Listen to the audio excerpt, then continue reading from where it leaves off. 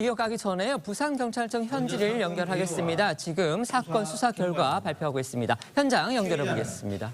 지난 1월 2일 부산 강서구 대항 전망대에서 미리 준비한 프레카드와 머리띠를 착용하고 가덕도 신공항 부지 현장 시찰을 위해 참석한 이재명 당대표에게 지지자인 척 사인 좀 해주세요라며 접근한 후에 미리 소지하고 있던 칼로 피해자의 좌측 목 부위를 찔러 살해하려 하였으나 자상 1.4cm, 내 경정맥 9mm 손상을 입히고 미수에 그친 사안입니다.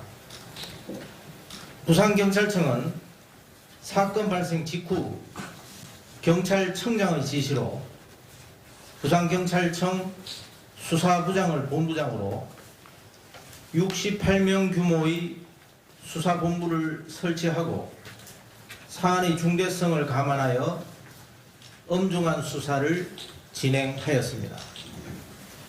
철저한 진상규명을 위해 현장에서 근거한 피의자 A씨를 비롯 참고인 등 40여 명을 조사하였고 피의자의 주거지, 사무실, 차량 등에 대한 압수수색과 함께 피의자의 행적, 통화 기록, 거래 계좌 등에 대해서도 광범위하고 다각적인 수사를 진행하여 피의자를 살인미수 혐의로 구속 송치하고 70대 남성 B씨는 살인미수 방조범으로 불구속 송치하였습니다. 다음은 수사 결과입니다. 먼저 범행 동기입니다.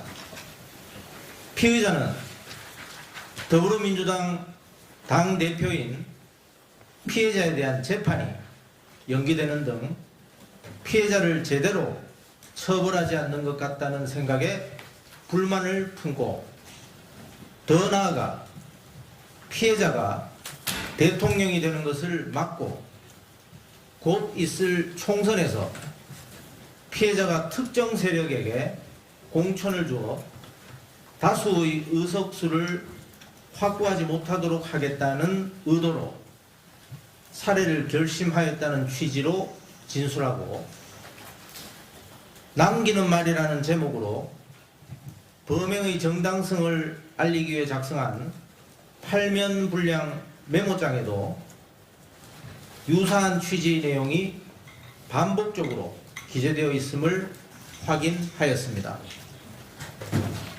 이와 함께 디지털 포렌식 자료와 참고인 진술, 프로파일러의 진술 분석 등을 종합하면 결국 피의자의 주관적인 정치적 신념이 극단적 범행으로 이어졌다고 분석됩니다. 다음은 범행 준비 및 실행 과정입니다.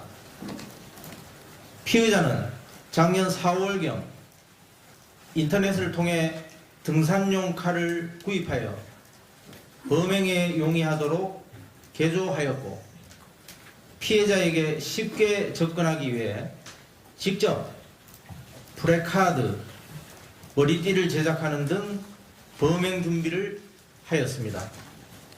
이후 작년 6월부터 5차례에 걸쳐 피해자의 공식 일정을 따라다니며 때로는 사전 답사까지 하면서 범행의 기회를 엿보던 중에 24년 1월 2일 부산 가덕도 신공항 부지 현장 방문 중인 현장에서 지지자인 척 접근한 후 소지한 흉기로 범행하였으며, 이후 주변 참석자와 현장에 있던 경찰관에 의해 검거되었습니다. 다음은 공범 및 배후 수사입니다. 피의자는 혼자 계획하고 범행하였다고 진술하였으나 압수물에 대한 디지털 포렌식과 통화 내역, 거래 계좌, 행적 수사 등을 통해 수집한 증거물을 분석한 결과 피의자로부터 범행을 사전에 들어 알고 있었고 범행 이후 메모를 가족과 언론 매체 등에 전달할 것을 약속하고 실제 일부 행동에 옮겼던 조력자 70대 남성 1명을 방조범으로 검거한 바 있습니다. 다만 범행을 함께 공모한 공동정범이나 교사한 배후 세력은 현재까지는 없는 것으로 확인됩니다. 향후 부산경찰청은 사건 송치 이후에도 검찰과 긴밀히 협력하여 한 점 의혹이 없도록 진상규명을 위해 노력하겠습니다.